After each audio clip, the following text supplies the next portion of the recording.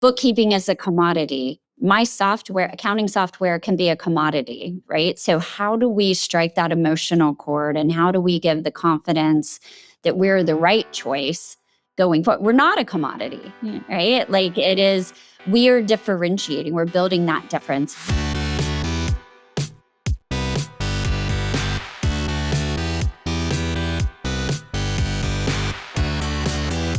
You're listening to the Spotlight edition of The Successful Bookkeeper with your host, Louis Prosperi.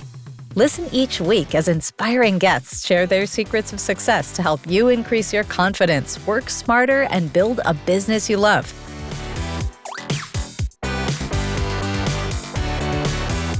This episode of The Successful Bookkeeper is brought to you by PureBookkeeping.com, the proven system to grow your bookkeeping business.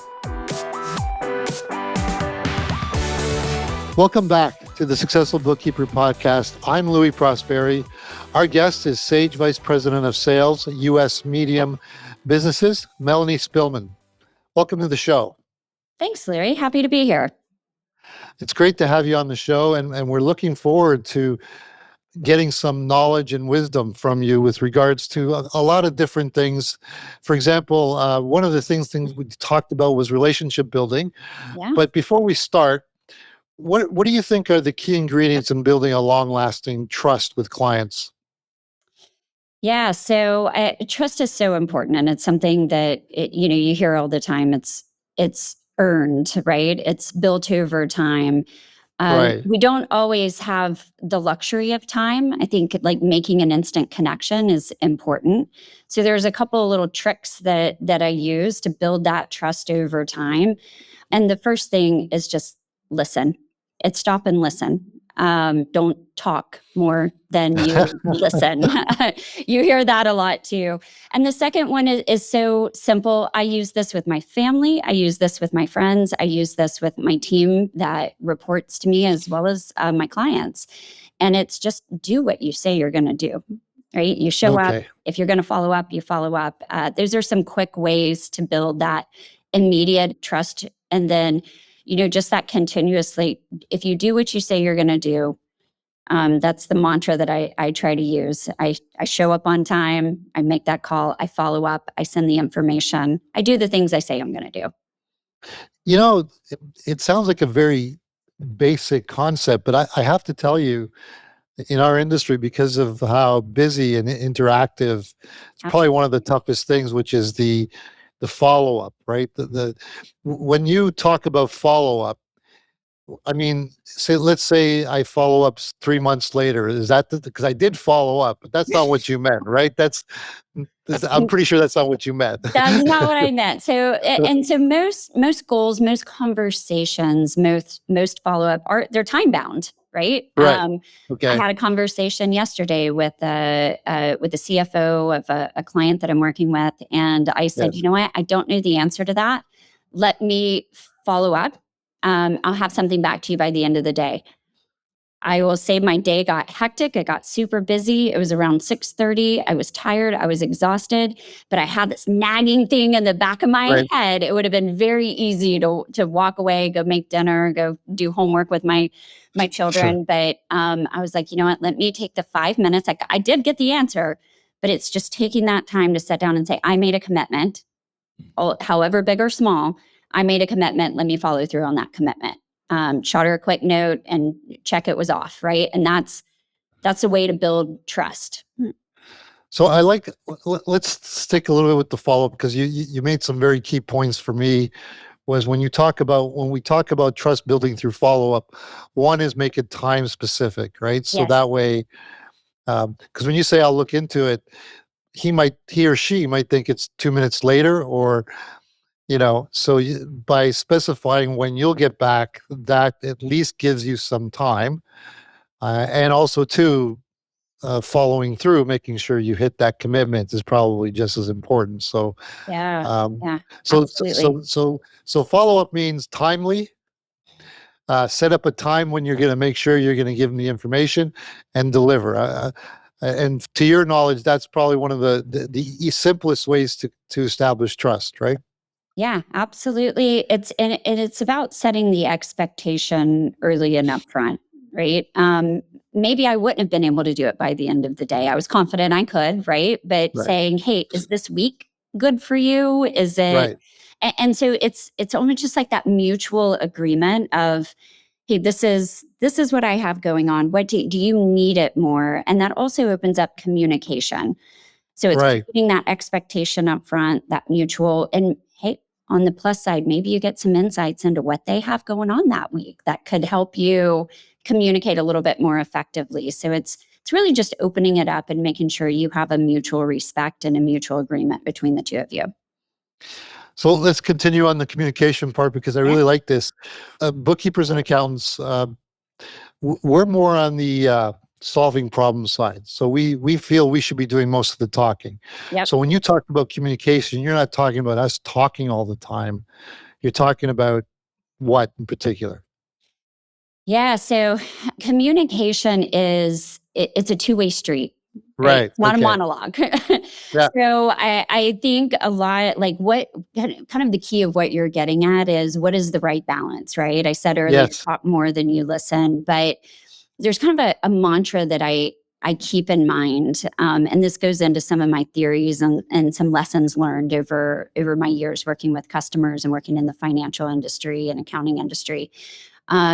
Is in every conversation with a client, I try to teach, tailor, take control, right? And so take control doesn't mean take control of the conversation. It means help guide them. They're busy. They don't always know what to do next. Right. But let's take a step back and do the teach and the tailor, because I think this is important in kind of create that balance of a two-way communication. Yes. How am I going into a conversation? I need to understand like what am I going to try to teach them, right? You can do that with some research. You can kind of look and understand, or maybe that came from a prior conversation that we had, a little nugget that I took over, right? And so that's kind of the pre-work. The tailor the conversation, that comes from knowing your audience. It comes from knowing your client that you're going to talk to. And that comes from good old fashioned discovery, right? Understanding what's driving them, understanding where they came from, the past, and where they're trying to get to in the future. You're never going to get that information unless you listen, unless you have a two-way dialogue and a conversation. So I usually try to tell my team and people that I speak with, if you're talking 50% of the time, it's too much. You Okay. need to ask really thought-provoking questions and then sit back and listen and actively listen. Don't think about the next question you're going to ask or the next thing you want to tell them, right? You have to actually actively listen and see where the conversation is going to take you. And that's really hard. That's actually easier said than done.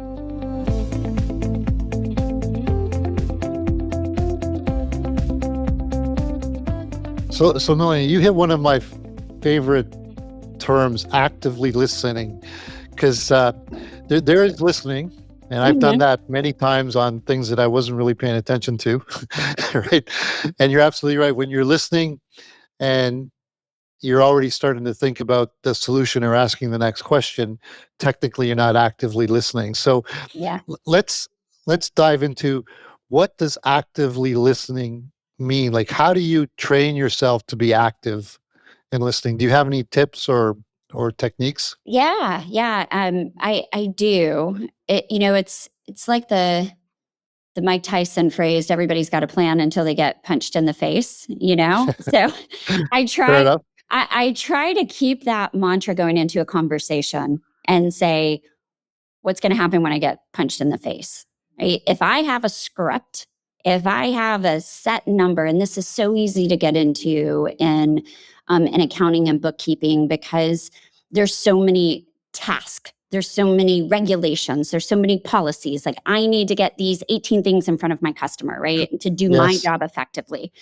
And so I think it's important to understand, hey, I'm going to have a coveted window of time with my client.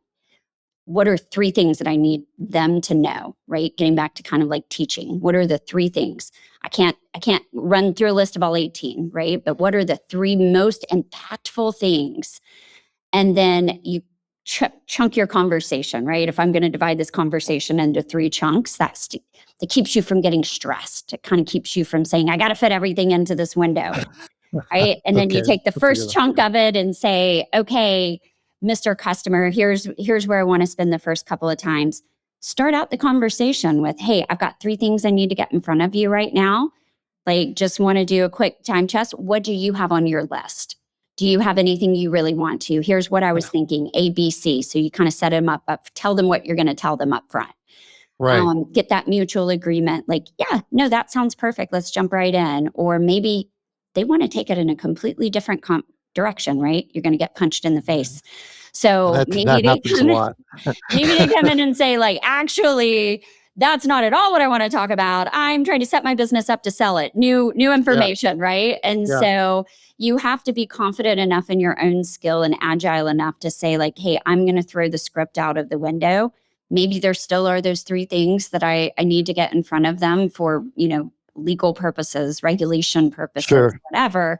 But you have to be able to take the conversation, bucket those things over to the side, and then you say, okay, let me be active in this chunk, right? In this block, in this time block, and let me really stop and listen to the conversation. Because if you're always thinking of the next one, of the next question, of the next thing, of the next task, it's really hard to concentrate, and you may miss something super important that's going to let you be agile and take the conversation in a different direction.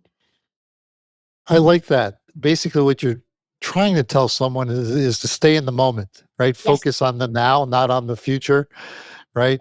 Like we tell our Because you're kids, right? Put down the phone, yeah, stay in the moment. yeah. So, and then focus on actively understanding what they want right now. And at the same time, when you have the opportunity, you can pivot to your agenda, but keep it simple. Don't. I agree with you.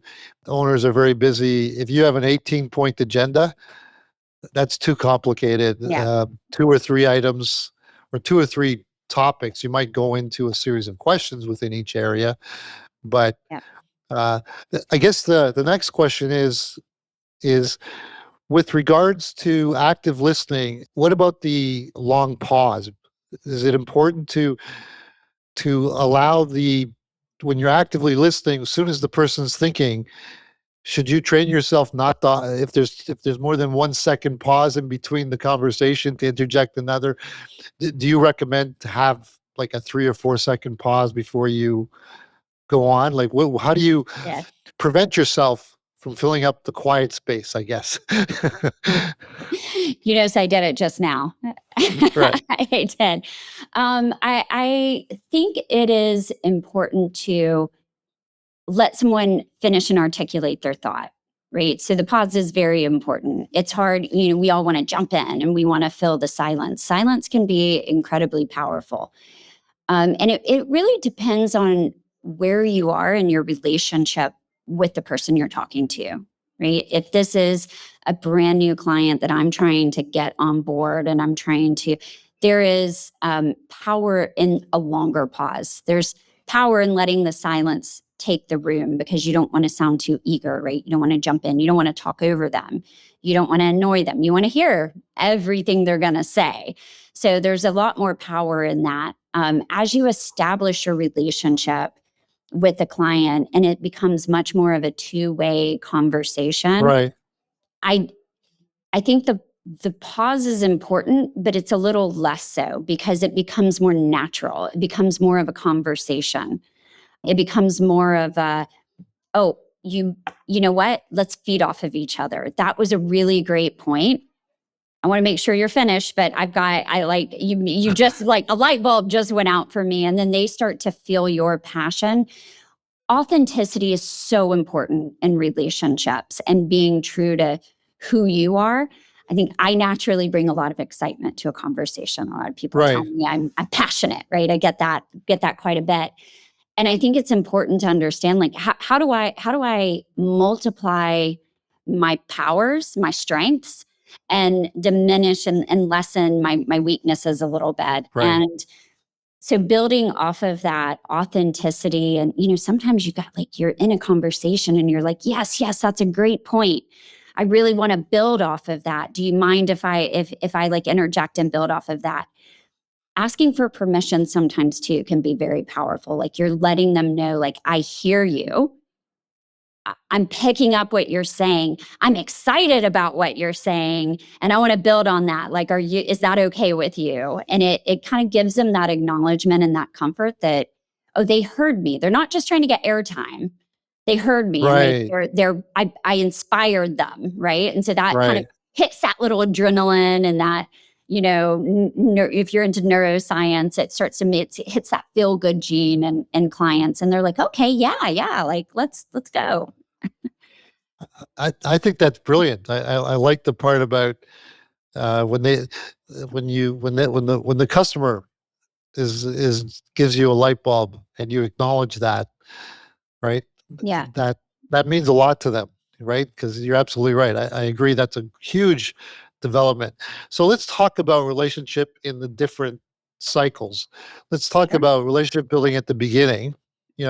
When your first introduction to the customer or client, when you talk to them, the last thing you want to do is sound salesy, or you're trying to Yeah. sell them something, because that's probably one of the most ways to reduce trust or not build trust, right?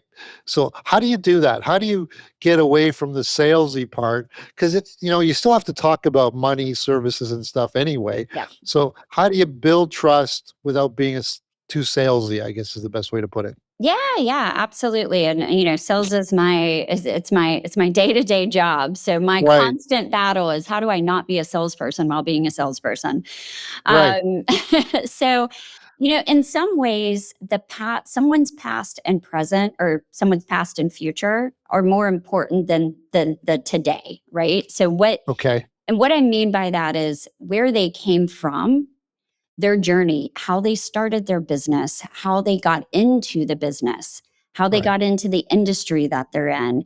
Like, kind of understand that gives you a little bit about how they tech, right? So understanding a bit of so maybe just like some questions about, like, hey, this is before we get started, I'd love to hear a little bit about, what kind of got you into this business? What got you into this industry? Give me a little bit of your background. People also really like talking about themselves, right? Everybody has a Yes, story, and yes, giving them the airtime to like give that story and how they got into yes. doing what they're doing is a lot of times very interesting, but it's also really telling, and it builds them trust. It's like, okay, they care about me. They care about my background. And then the other important part is their future. So I focus less on today than I do how they got where they are and then where they want to go. And I think this is so important in this industry too, because you could be talking to someone who is like, my goal is to set myself up to sell my business and make like a lot of money, right? That's it. I want Sure, to cash out and I want to go live on a beach somewhere. sure. Or you may be talking to someone who wants to build a generational business. They want to build generational wealth, right? They're looking at it, their end game is different than the next person's, right? And so understanding how they get to that end game then gives you so much areas of conversation and where you want to take the next step, right? And then you keep coming back to that point. Hey, remember how you said you want to build generational wealth? I see, like, are you looking for a place to, do you envision like your nieces, nephews, Right. children, family? Like, is this a family business for you? How can we? And so then every touch point after that, it gives you, hey, Mr. Client, I saw that this was a really great quarter. I think we're one step closer to where we want to be. Do you have some time? I've got some ideas on how we can take a next step. So it starts to put you much more in a consultative, but a consultative on a very personal level.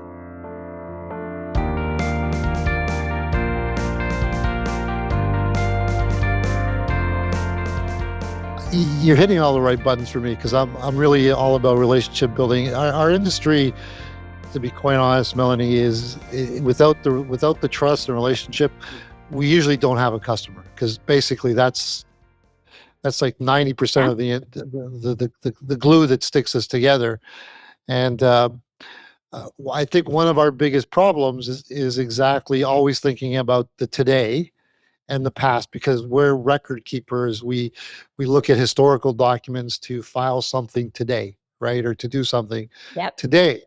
So uh, going when you meet someone, talk about yesterday and then talk about the future and then bring it back to today, I think is a great way to build that trust. I really like that. If our bookkeepers can do that, rather than, because most people get what we call cleanup files. The customer comes in, I got 3 years of stuff to do, right? Yeah. So all you're doing is the history. But if you could just add to it, okay, we're going to do the history, but what do you want to do tomorrow? What's your thing tomorrow? What's your end goal? And then you tell them about what we got to do today. I think that's very, very clever. And you're right, that becomes personal. So that's great. That's fantastic. Yeah. Another thing, you hear this a lot, right?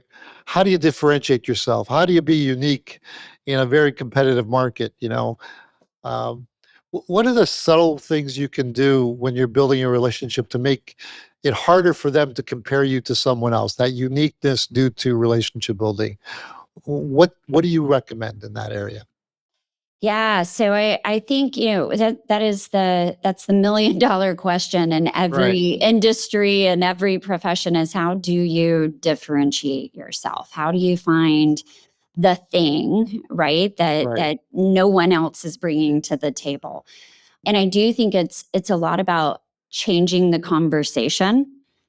It's about, and this kind of goes back to like the past and the present, right? Or the past and the future. If I'm bringing everything back to that end goal, and instead of saying, hey, what are your goals for your books this year, instead of saying, where do you want to be 5 years from now? Where do you want to be right. 10 years from now? Right. And then saying, hey, I've got some ideas on how we can get you there. Are you open for that conversation? Right. And so you've got to find a way to slightly change the conversation, but do it in a way that's like kind of genuine, right? I very quick funny story. I was Right. in the market recently for a front door, and I called some people to come to my house. I live in an old house. It was built in 1930, and it's a custom door size, I guess. Right. So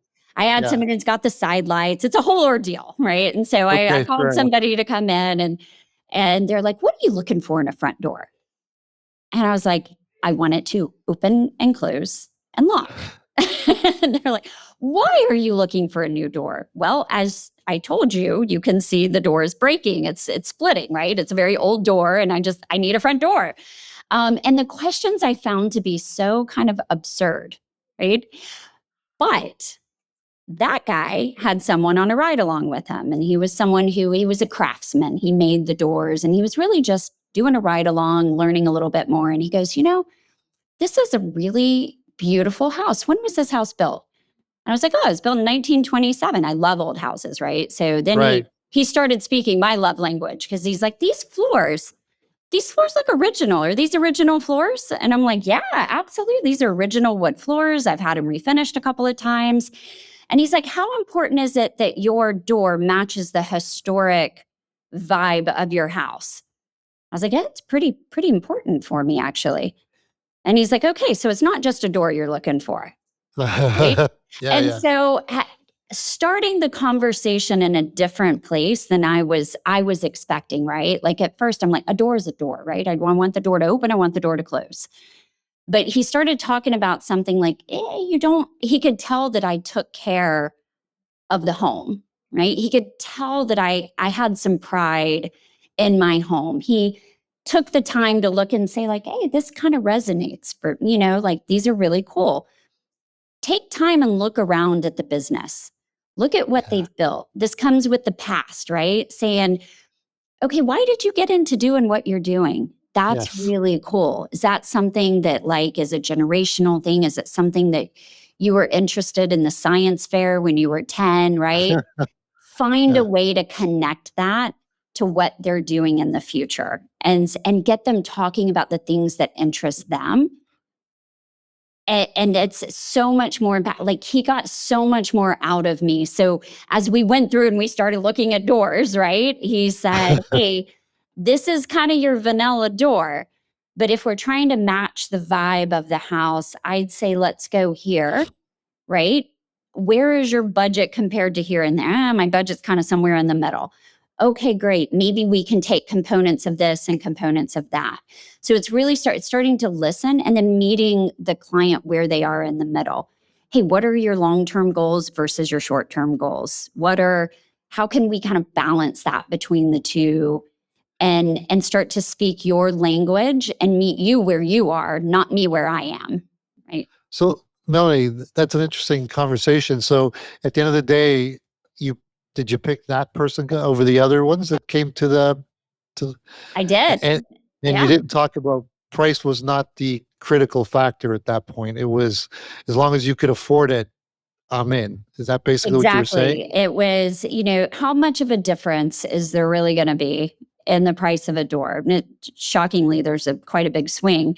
But I was willing to pay a little bit more for a couple of things. The convenience, right? The conversation that we'd already gotten into, the emotion, right? That triggered me emotionally. People make decisions based on emotion. They justify with logic. So I justified that extra 10% with but I felt comfortable, right? Like I know they're gonna install it the right way. I know it's gonna fit with the historic value of the house. Yeah. Like you start justifying the logic, right? And no, I get it. My wife, when she buys a handbag or shoes, or when I go buy a TV, I justify. I want that TV, but I justify because it's on sale. Exactly. Right? It was on sale. They practically it'll never paid go on me. sale again. Yeah, it'll never go on sale again. Right? That's it. It's just it's a one time in a lifetime that TV will be on sale ever again. Right? I get it. Exactly. No, makes perfect sense. I love that. That story is brilliant because at the end of the day, what he did was didn't go directly to the problem right off the bat. He literally started to get a feel of you and then tie you into what you're doing to make sure that he gives you that comfort zone rather than just going in and being very specific. And then all you're going to do is look at price point, right? So that's a very good story, Melanie. That can be applied to our industry very well. So absolutely. And it takes it out of creating a commodity. In my mind, when I walked into that, the door was a commodity, right? Yeah. Bookkeeping is a commodity. My accounting software can be a commodity, right? So how do we strike that emotional chord and how do we give the confidence that we're the right choice going forward? We're not a commodity, right? Like Correct. It is, we are differentiating, we're building that difference. And so when he started not going straight to diagnosing the problem, right? He started to change that mindset of mine that it is what it is, right? There's no difference in you and the next guy. And then you start to, you stroke the emotional chord and it changes the conversation, which is really what we're trying to do. We're trying to have a different conversation.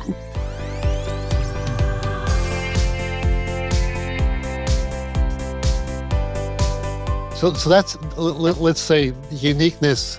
Rather than trying to find a unique service, find a unique way of addressing the opening or getting to know your customer.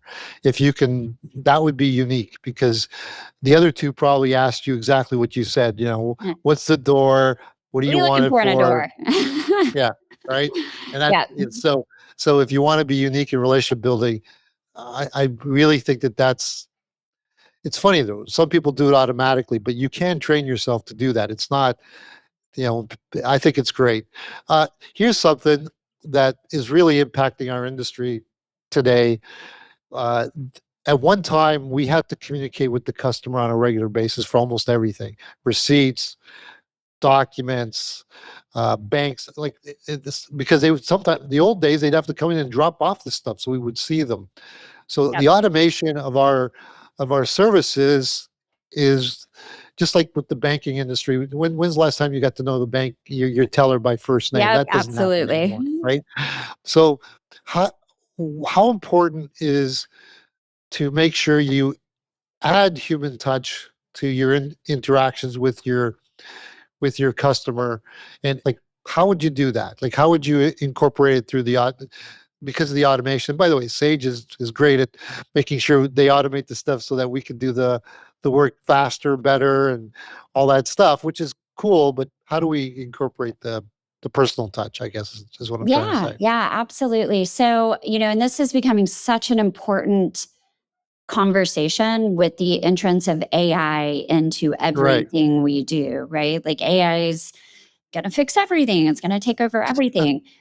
I Yes. do still think there is a slight lack of trust in AI.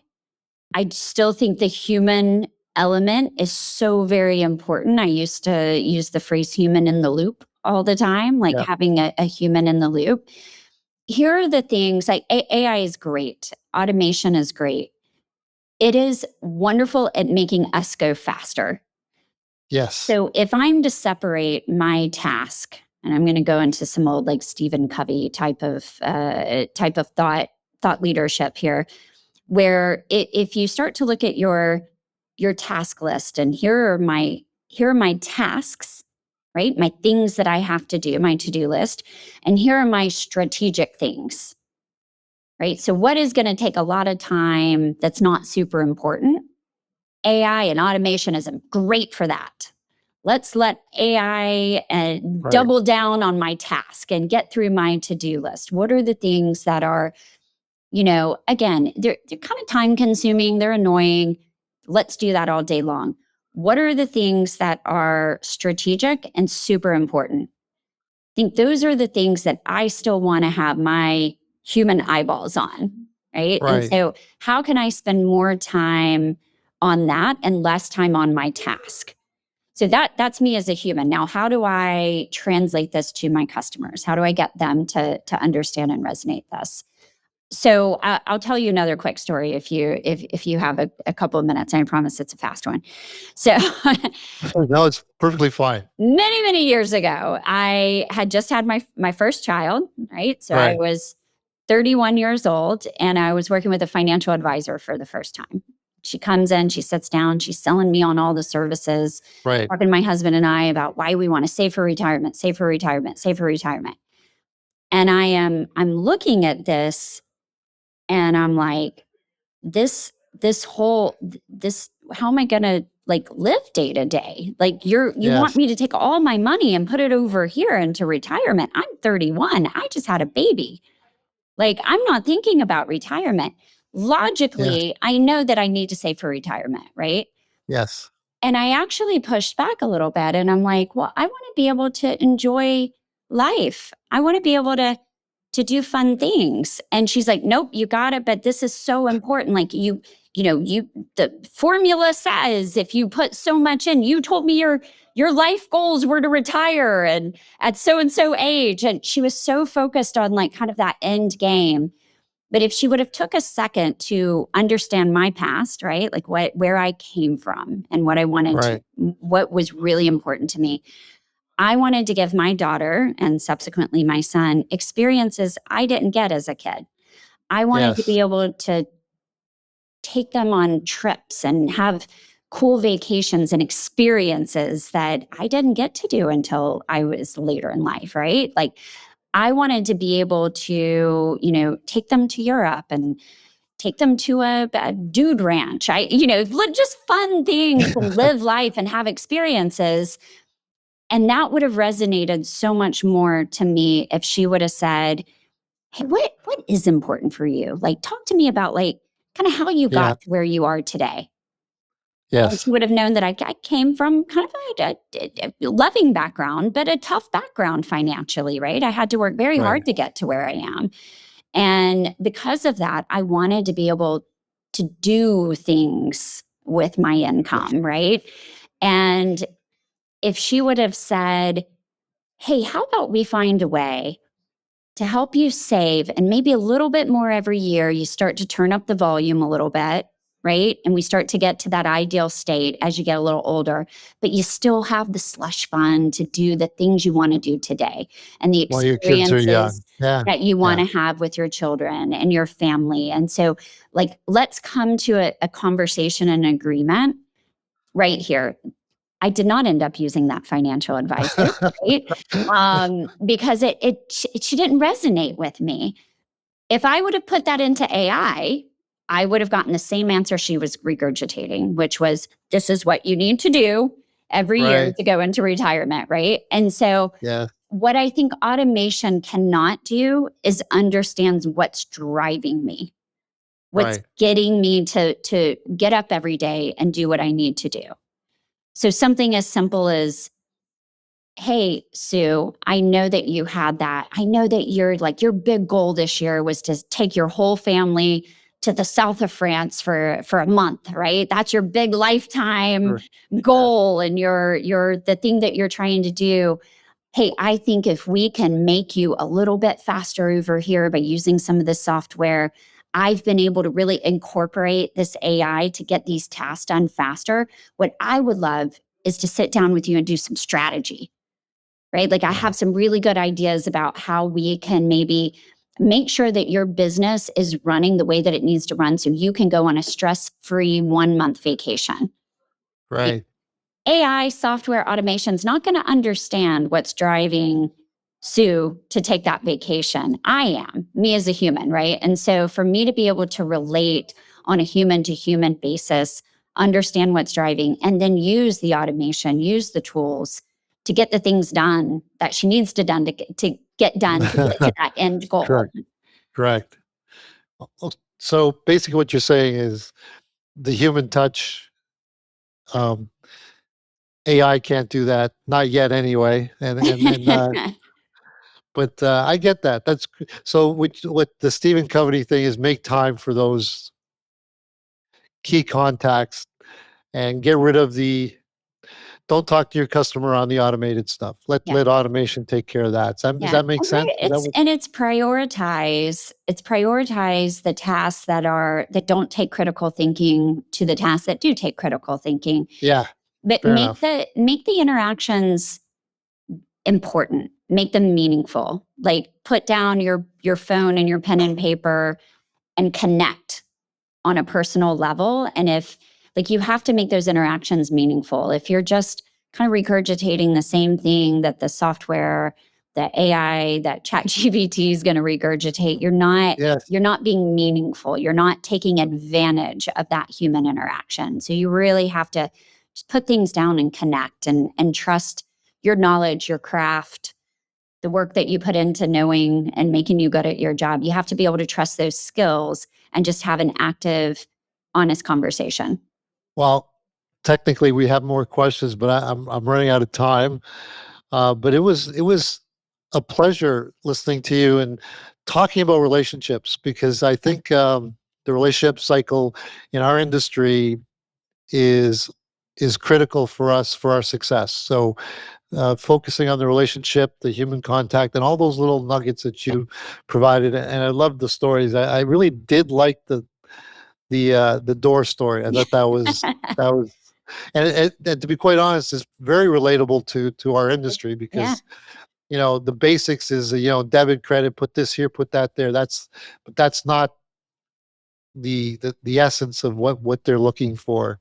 So I love that. So Melanie, tell us where people can find more about you or Sage, or if there's anything that Sage is working on right now. We'd love to know more.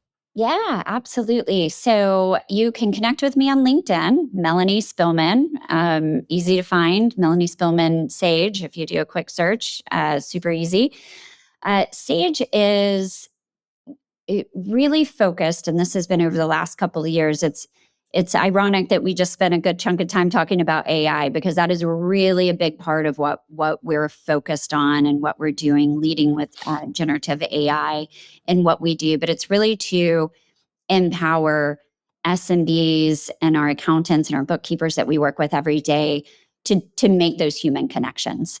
So it's more about the outcomes that we're giving with the free time. If you focus on the free time and how do we how do we take out that like month-end close of the chaos and the 20 hours a day, at the end of a month? How do we free up that time? And then what is important to you? What do you need to go focus on, whether it's growing your business or whether it's the family? And so you'll see a lot about that. Go to sage.com. You'll see a lot about how we're trying to embed that, not just in a check mark, but how do we incorporate that into our accountants' day-to-day activities? So it's there without them knowing it's there almost, right? It's part of their everyday activities without saying, I need to click on AI, right? It's just part of it's a living, breathing, evolutionary part of how they interact within our software to give them time back in their day. So I encourage you to go check out sage.com. You'll see a lot about how AI and how we've incorporated into our day-to-day life. Well, Melanie, thank you for being on the show. Absolutely. Thank you so much for having me. I enjoyed it. It's a fun conversation. Fantastic. Well, that wraps up another episode of the Successful Bookkeeper podcast. To learn more about today's guest and to get access to all sorts of valuable free business building resources, you can go to thesuccessfulbookkeeper.com. Until next time, goodbye.